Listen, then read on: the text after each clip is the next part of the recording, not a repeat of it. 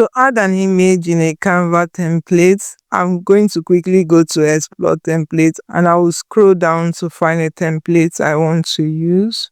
Let's go with this template and we're going to click on Customize this template. The template is opened in the editor. What you want to do is to come over to your uploads if that's where you have your images and add your image to your template. But I will go over to where my files are to bring in my images to this template. So I'm going to just pull this image like so and drop it into template. If I go to the second page, this second page, I'm going to also drag my image into the second page. But you'll see how that will turn out. I'll quickly drag this image into the second page. I'm going to double tap on the image and drag it to position it correctly.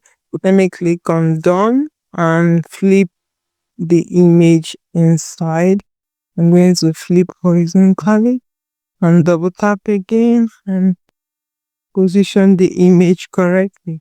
So you see what it did to my image? It's changed the color because the image already has a preset edit on the image that was here. So when I dragged and dropped my image into this box, it took over the color of the edit. Let me know if you have any questions in the comments. Do have a good one.